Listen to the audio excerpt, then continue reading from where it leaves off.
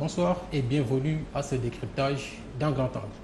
Aujourd'hui, l'érosion côtière et ses conséquences au plan environnemental, social et économique seront au menu de ce décryptage. Le prétexte, c'est ce qui s'est passé récemment à Differ avec ce reportage qu'on vient de suivre. Pour parler de tout cela, nous avons l'honneur et le plaisir d'accueillir sur ce plateau Jean-Laurent Kadi. Bonsoir. Bonsoir. Vous êtes géographe et ancien coordonnateur du projet d'adaptation au changement climatique en zone côtière. Oui. Et bienvenue sur ce plateau de décryptage. Merci à vous, Pape, et merci à notre collègue, à l'ensemble de cette TV, les téléspectateurs, ainsi qu'au peuple sénégalais et tous ceux qui vont nous écouter. Merci. Nous accueillons également sur ce plateau Djibril Diallo, reporter à la rédaction de cette TV. Djibril, bonsoir. Bonsoir Pape Mokhtar Selane et bonsoir également à notre invité, M. Kari. Oui, le 25 juillet dernier, tous les projecteurs étaient braqués sur Differ. La raison, c'était cette vidéo devenue virale où on voyait Differ en train de perdre une partie de sa surface sous le regard impuissant de ses habitants. 48 heures après, vous étiez dans la zone. Est-ce que vous pouvez nous dire ce que vous avez constaté une fois arrivé à Differ? Bon, ce qu'on a constaté une fois là-bas, c'est que ce phénomène divise les habitants.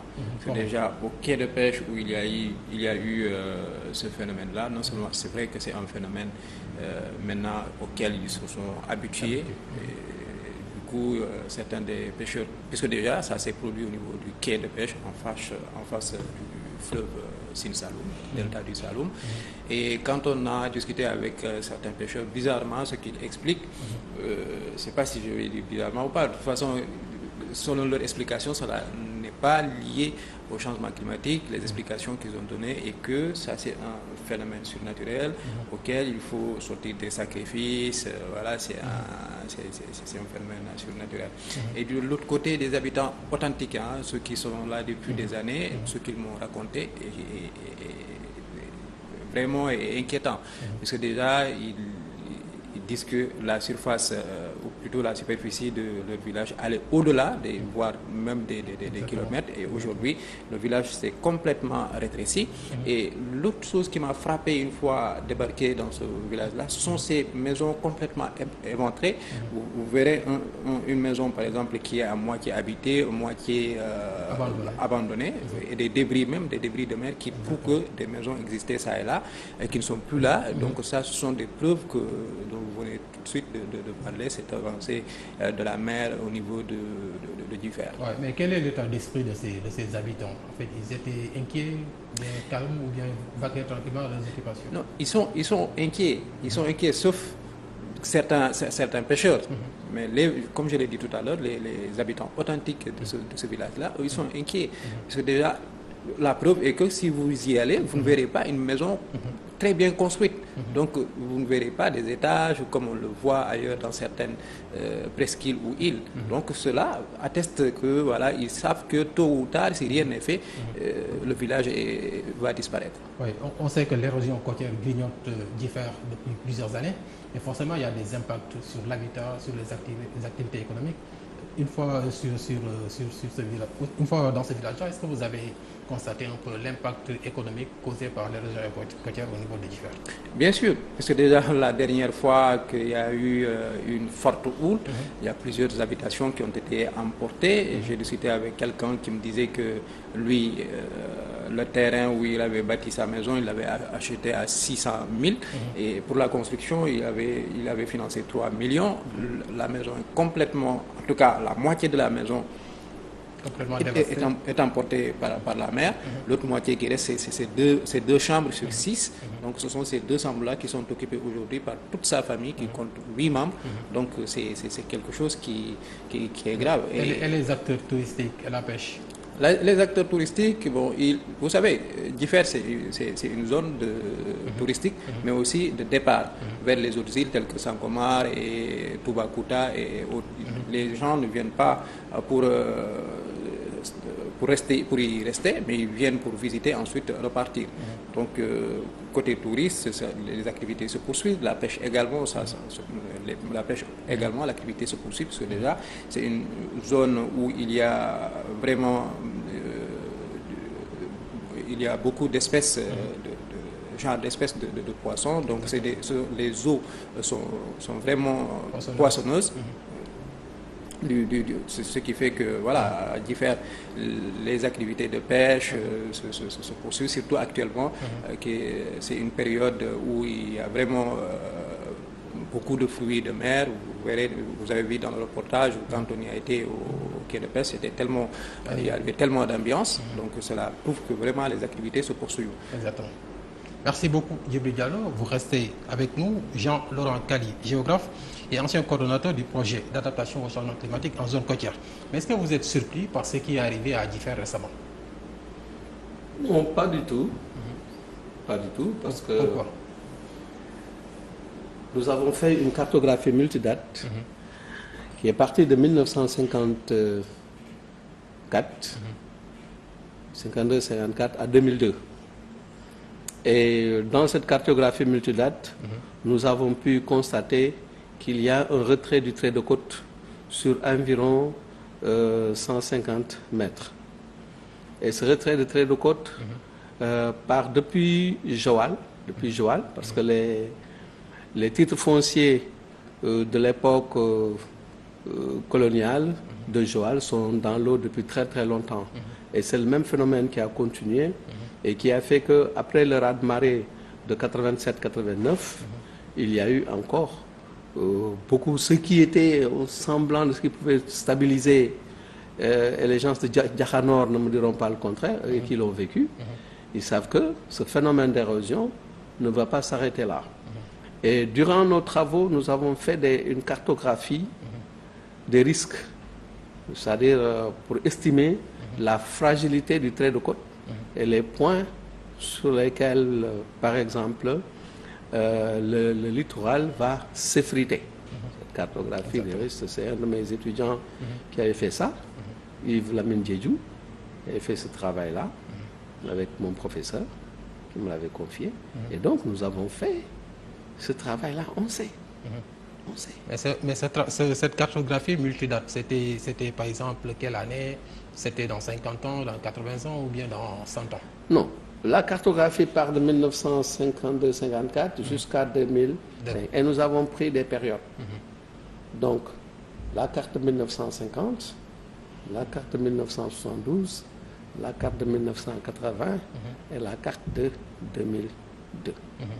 Donc, à partir de ces cartes-là, nous avons vu à chaque fois quelle est la situation du trait de côte. Et quand on a évalué la situation du trait de côte, on s'est rendu compte qu'il y a un retrait du trait de côte d'une moyenne de 7 mètres par an. 7 mètres par an, on va perdre le littoral. À côté de ça, nous avons fait une autre cartographie des risques, c'est-à-dire des points faibles. Par exemple, vous avez le littoral du Saloum qui est là, vous avez l'océan qui est là, et vous avez donc c'est la route qui va vers le hameau de Differ. C'est très très réduit. On sait, par exemple, quand on a regardé quels sont les points qui facilement, si la mer la touche, l'eau peut se retrouver de l'autre côté du fleuve Saloum. Donc, on a fait ça, on a identifié ces différents points, et on sait. Mais à l'époque, vous aviez alerté en disant qu'en fait, si des mesures immédiates ne sont pas prises, Differ risque de disparaître. Mais à l'époque, quelles étaient ces mesures qui étaient préconisées pour protéger Differ? Parce qu'après ce travail-là, nous avons fait une simulation. Le travail de simulation a porté sur 50 ans, c'est-à-dire sur la situation reste la même, avec la vitesse de retrait de trait de côte de 7,2 à 9 mètres par an. Au bout de 50 ans, où est-ce que ça va être? Au bout de 80 ans, où est-ce que ça va être? Et au bout de 100 ans, où est-ce que nous allons être? Et nous nous sommes rendus compte que vraiment, Differ va disparaître systématiquement. Et même les palmarins que vous avez là vont carrément être rayés de la carte. Mais à l'époque, quelles étaient les solutions qui étaient préconisées pour protéger toute cette côte? Bon, la première solution, c'est dire immédiatement, il faut faire appel au génie militaire pour qu'il aide à transporter tous les blocs de basalte là que vous avez tout autour de Dakar et Frozo, qu'on mette ça un peu partout avec un système pour permettre donc de casser la houle. De casser la houle. La deuxième solution, et la solution la plus basique, c'était le reboisement. Pour fixer, et ça on l'a fait. Hein, mon travail de thèse a porté sur la reforestation, la restauration des écosystèmes de mangrove, en faisant le reboisement des palétuviers et autres. J'ai eu à travailler sur beaucoup de questions comme ça avec l'UICN. On a fait le reboisement. Et ça, c'est la méthode biologique. Mais cette méthode biologique ne peut pas régler le problème de la presqu'île ou de Palmarin, parce que Diffère n'est qu'un hameau. Dans ce truc-là, Diffère n'est qu'un hameau. Mais c'est juste un point un débarcadère et un point de transit pour aller vers les îles ou bien venir vers Dakar, Mbour, et ainsi de suite. Donc, c'est ça seulement le rôle de Diffère. Et on a dit, il faut, deuxième solution, ou bien troisième solution, il faut fermer la brèche de Sangomar. Parce que techniquement, la brèche d'elle-même, elle s'ouvrait et se refermait. Et les travaux de thèse, je convoque seulement les travaux de thèse de mon professeur Mamdemba Thiam, qui est encore là, qui ont montré toute la dynamique de remaniement qu'il y a eu autour de cette zone-là. Et que par conséquent, au stade où nous sommes aujourd'hui, si nous voulons garder le fonctionnement des deltas du Salou, nous devons utiliser la méthode des X-blocs pour fermer la brèche de Sangomar. C'est fait. On exporte du gaz à 100 mètres, du pétrole à 100 km. Mais on a des moyens pour pouvoir fermer la brèche de Sangomar, restaurer cet écosystème qui ne nous appartient pas et qui soutient l'économie de la pêche au niveau du Sénégal. Et qui peut aussi soutenir tout ce qui est tourisme dans cette zone-là, parce que le tourisme est en train de partir en lambeaux dans la zone. Ouais, mais à l'époque, lorsque vous avez fait ces propositions-là, est-ce que l'autorité avait réagi positivement pour amener des solutions à ce problème, à ce fléau? Non. Pourquoi? Non, parce que à un moment donné, vous savez, la zone côtière est devenue une aubaine. C'était une aubaine. Chaque ministère voulait avoir son projet dans la zone côtière. Hein, chaque ministère, on a vu à un moment donné, 5 ministères, chaque ministère voulait avoir son projet dans la zone côtière. Bon, face à cette cacophonie, finalement, rien n'a été fait. Parce que finalement, je crois, je sais pas, c'est le Premier ministre ou le Président, on a mis une croix là-dessus parce qu'il y a trop de querelles. Donc, ce qui fait que ce qu'on avait préconisé sur la fermeture de la brèche Sangomar n'a pas pu passer. Parce que c'est la seule chose. Parce que imaginez-vous, de Nouadhibou jusqu'à Dakar, il n'y a pas de pierre. Il n'y a que du sable et de la vase. Dakar, Popenguine, vous avez un peu de pierre. Popenguine, un peu Ndayane avec la flèche de Somone, vous avez la pierre. C'est pour ça qu'il y a de petites baies. Mais de la Somone jusqu'à Ngazobil, ce n'est que du sable.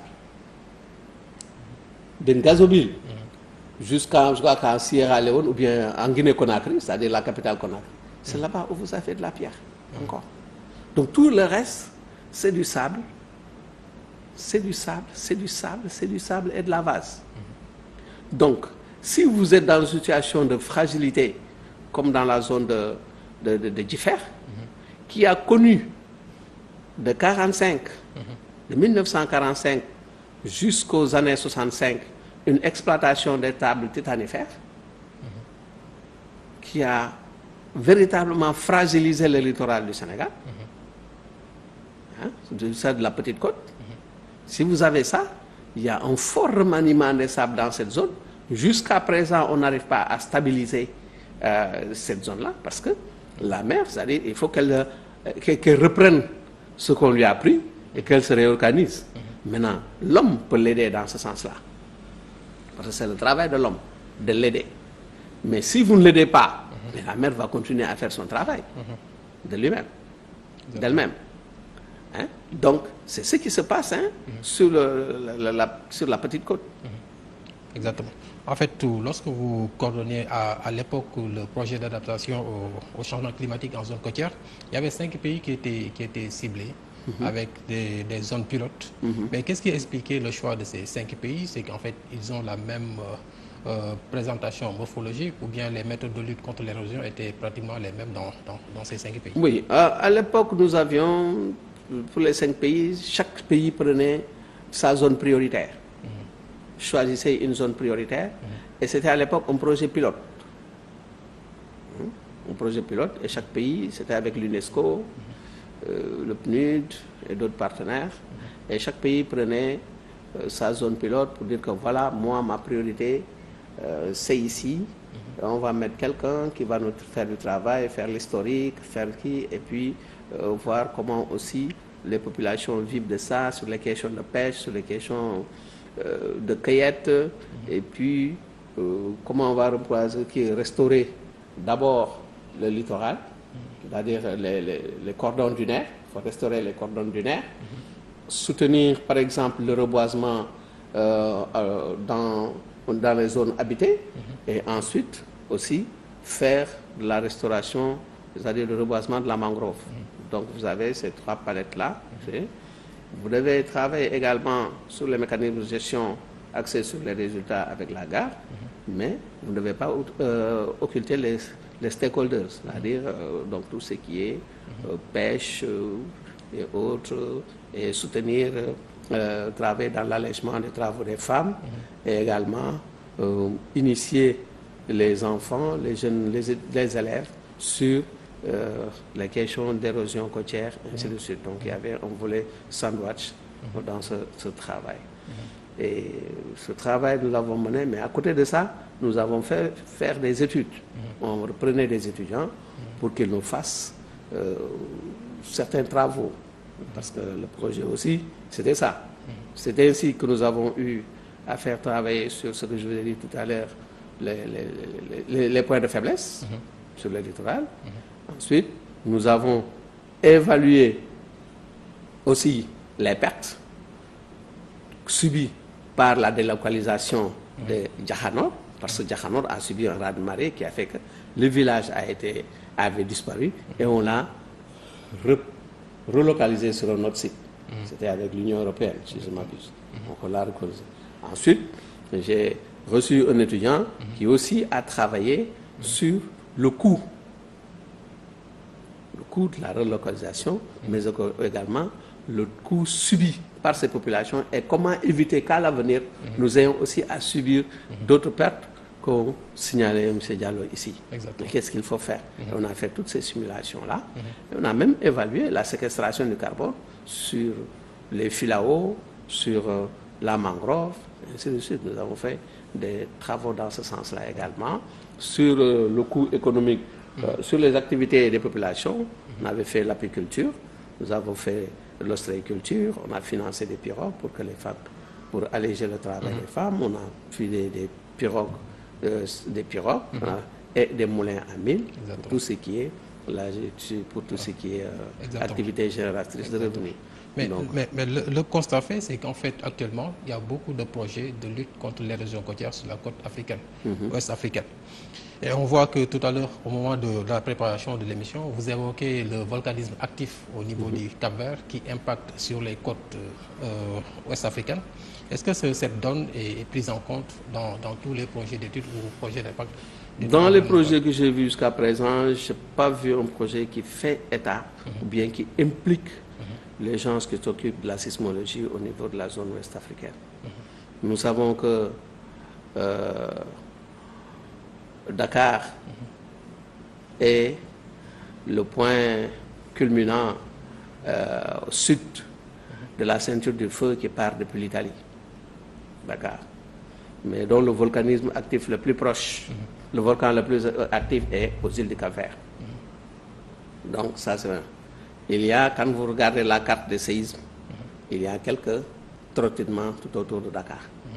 Dakar est une zone qui est très faillée, tout le monde sait ça. Hein. Je parle sous le contrôle des géologues. Hein. La géodynamique interne et externe, ceux qui font la géodynamique externe le savent également. Donc, nous savons ça, mais Si ça impacte, ça ne va pas impacter beaucoup, mais ce qui est fondamental pour le littoral du Sénégal, c'est la fragilité qu'il y a entre Rufisque-Bargny, parce que l'usine Gazilo était basée à Sendou, Rufisque-Bargny jusqu'à Differ.